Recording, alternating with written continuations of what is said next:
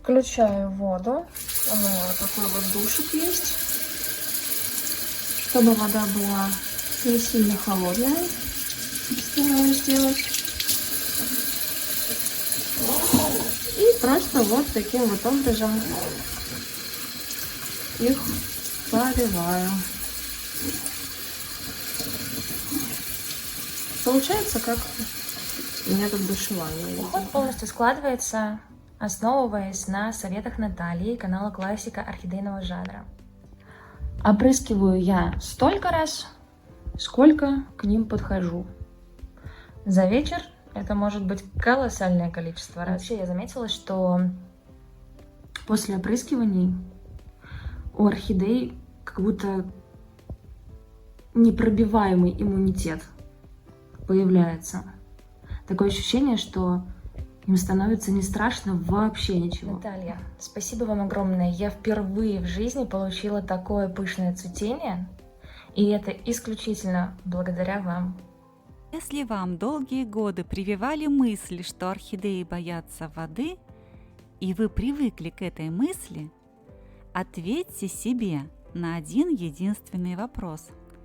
Когда в последний раз вы изучали физиологию орхидей? И если вы этого никогда не делали, а привыкли верить на слово другим, посмотрите это видео внимательно. В сегодняшнем видео мы продолжим знакомиться с опытом новичков, с опытом зрителей канала Классика орхидейного жанра. Привет, друзья! Сегодня мы снова побываем в Санкт-Петербурге в гостях у Нины Веремьевой и ее орхидей. Нина – новичок, ее стаж увлечения орхидеями всего 2 года. И пока Нина не нашла этот канал, орхидеи у нее, как и у многих других, гибли и не цвели. Это видео о ключах к успеху в достижении понимания и ветвисто-пышного цветения орхидей. Итак, друзья, встречайте, Нина Веремьева, город Санкт-Петербург, Россия. Какая красота, не правда ли? Здравствуйте, меня зовут Нина, я из города Санкт-Петербург. И сегодня я бы хотела поделиться с вами своим успехом, которого я достигла только благодаря Наталье и каналу Классика орхидейного жанра. Всего я увлекаюсь орхидеями 2 года, и за эти 2 года у меня произошло многое. Начинала я, конечно же, без света, без лампы. Многие орхидеи у меня в самом начале, к сожалению, погибли. Некоторые выжили, но последствия такого неправильного ухода я вам сегодня тоже покажу. Но потом я нашла канал Классика орхидейного жанра. И вот посмотрите, это первое мое настолько пышное цветение, домашнее, которого я добилась благодаря Наталье. Я бы хотела сегодня с вами поделиться и начать. Я бы хотела с самой моей первой орхидеи. Появилась она у меня 2 года назад. Изначально она была с цветоносом из точки роста. Конечно же, когда я ее приобрела, я решила ее тут же пересадить. Вытащила все корни, все хорошенько промыла, купила большой просторный горшок. И она у меня стала потихонечку отмирать, стали отмирать листики. И я подумала, наверное, ей не хватает солнышка. И вынесла ее на балкон, где палящее солнце, прямые солнечные лучи. Как нам говорила Наталья, приучайте свои орхидеи постепенно. Но на тот момент я этого не знала и получила ожоги. Остался 1 лист, остальные, к сожалению, все погибли. И вот единственный вот в таком виде, с такими ожогами, остался у меня существовать. Как хорошо, что потом я нашла канал Классика орхидейного жанра и стала за этой орхидеей ухаживать немножко по-другому. Проделала ей отверстие, стала ее опрыскивать, и пробудились различные меристемы. И несмотря ни на что, несмотря на то, что я с ней сделала, она сейчас радует меня 2 цветоносами в общей сложности на 17 цветов. Это еще одна моя орхидея, которая со мной уже 2 года. Тоже была куплена в самом начале, тоже сразу же пересажена в огромный горшок. И, конечно же, все эти 2 года она не цвела. Наращивал листья. У нее вот какое огромное количество листьев. Точно так же, как и предыдущая, гуляла, скажем так, на солнышке, после чего получила вот такие ожоги.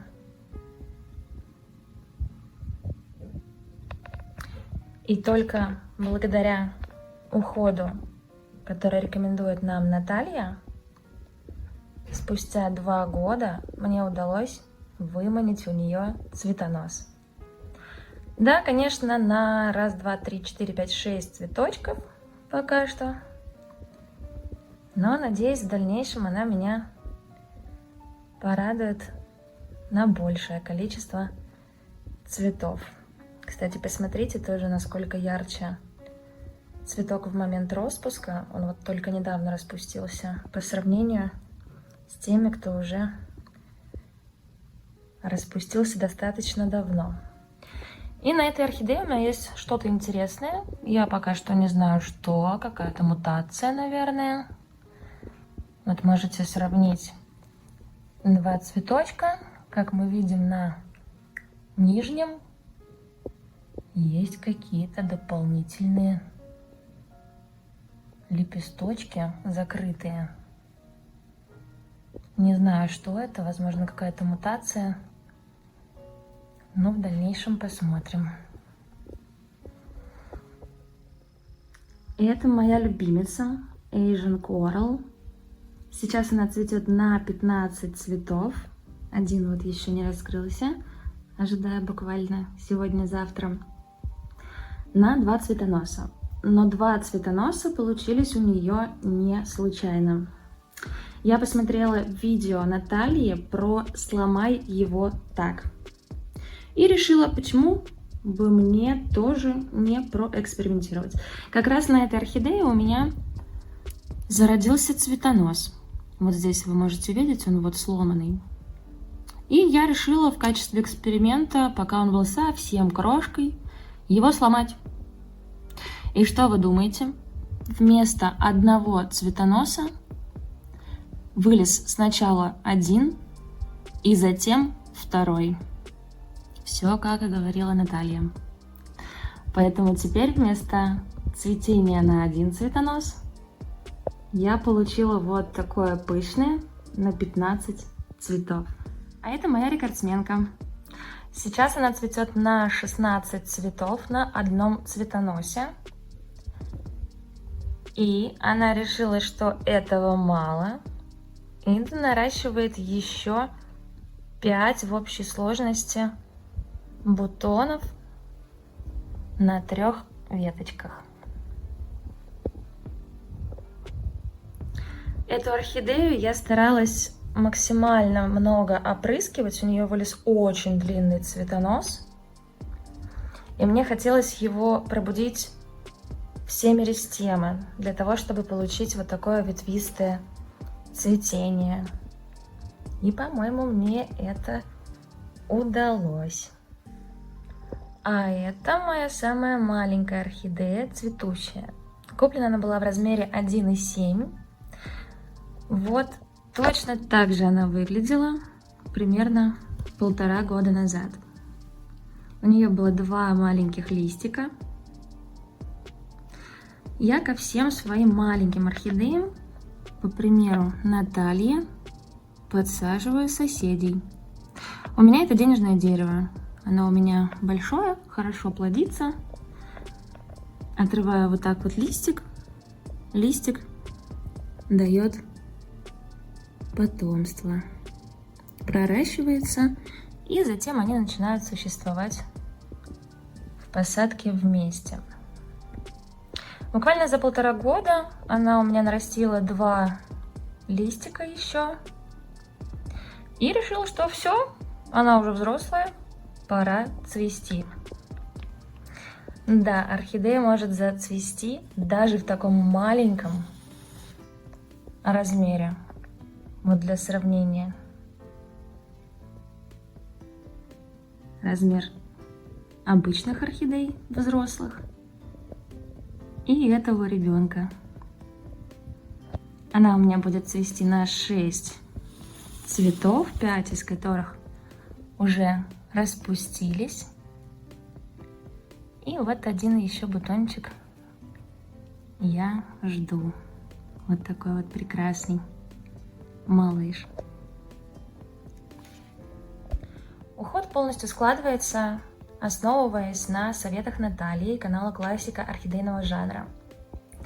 Абсолютно во всех горшочках у меня проделано большое количество вентиляционных отверстий. У всех, от мала до велика. А живут они у меня дома вот на таком небольшом окне. Я бы хотела показать, в каких условиях растут мои орхидеи. Это вид из окна. Дом у нас идет по кругу. Очень высокая этажность. Я живу на 4-м этаже, и несмотря на то, что на улице сейчас светло, сейчас 2 часа дня,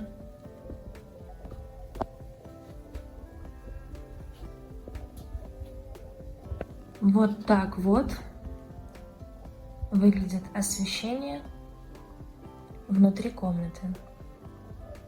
Естественный свет никогда не попадает в окна, тем более уж солнечные лучи. Поэтому мне приходится досвечивать орхидеи 3 лампами. И вот так вот мои орхидеи выглядят при включенном освещении. По поводу ламп. Я решила купить именно фитолампы, но нужно было от чего-то отталкиваться, потому что в интернете их огромное количество с различными характеристиками.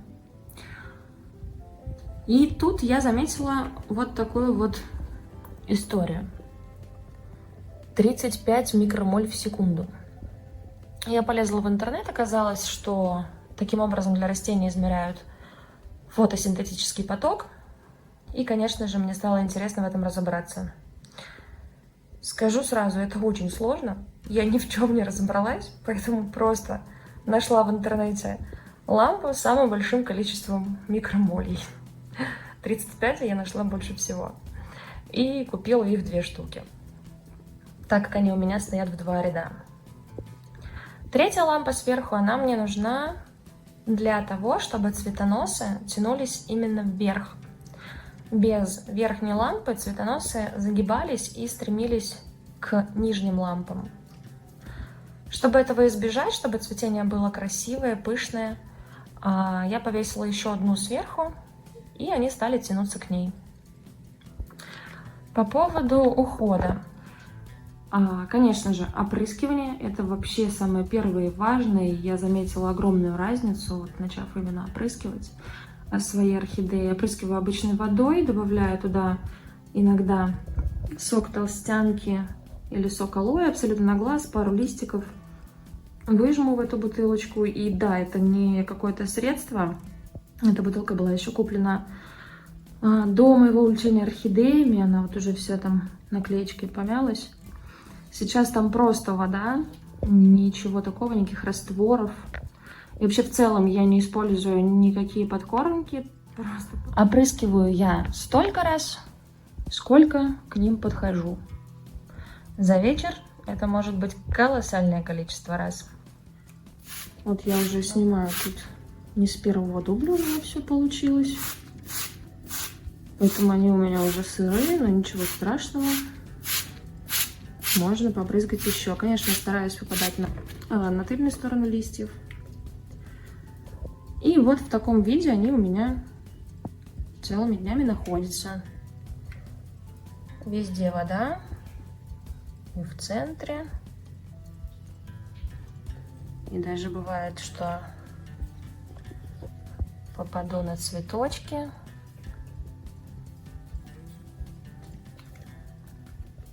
Но меня это не пугает.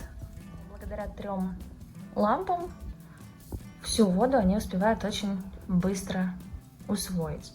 И вообще я заметила, что после опрыскиваний у орхидей как будто непробиваемый иммунитет появляется.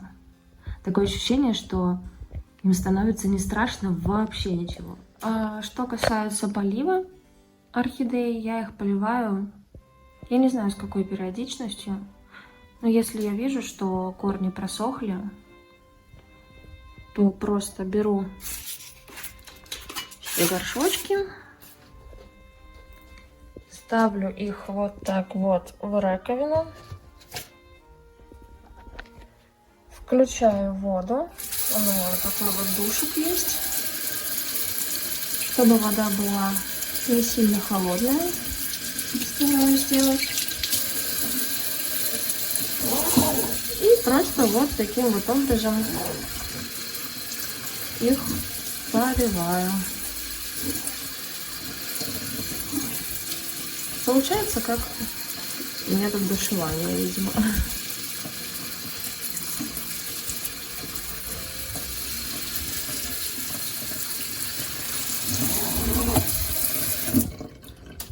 И потом она у меня немножко отстаивается, чтобы сильно вода не стекала из горшка. И убирается ко всем остальным. Также у меня есть спринцовка, как вы уже заметили, наверное. Она мне нужна для того, чтобы поливать вот такие вот махонькие растения, например. Или же у меня есть одна орхидея, у которой, я ее купила изначально, надеюсь, будет видно. У нее были следы черные. Видимо, была какая-то гниль. И вот эту орхидею я тоже стараюсь проливать просто по краю горшка с помощью спринцовки. Хотя при этом я ее вместе со всеми очень обильно опрыскиваю. И ничего с этим не происходит. С гнилью я имею в виду, она не распространяется. Теперь по поводу посадки. Все свои вновь прибывшие орхидеи, вот, например, у меня есть одна новая и вот еще одна. Они куплены буквально на прошлой неделе. Все, что я делаю, это просто проделываю огромное количество вентиляционных отверстий. И все. Больше не меняю посадку никаким образом. В дальнейшем, вот, например, это куплено у меня было где-то месяца 3, наверное, назад. Они начинают очень хорошо и очень активно наращивать корни. Именно в той посадке, которая изначально была в магазине.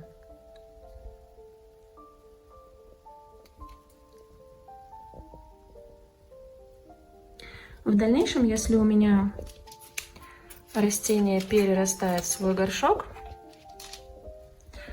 я его методом перевалки переваливаю в горшок большим диаметром, но стараюсь сделать это так, чтобы не потерялся вот этот вот комок из корней и коры, чтобы он не развалился. Просто аккуратно переставляю его в горшок большего диаметра и по краю горшка, там где, соответственно, еще есть пространство, я просто добавляю еще коры. Вот такие прекрасные орхидеюшки у меня цветут сейчас.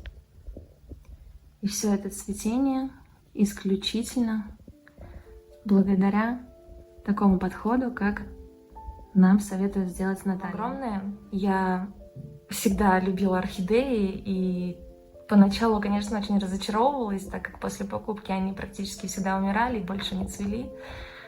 И вот сейчас я наконец-таки имею возможность наблюдать за этим прекрасным цветением.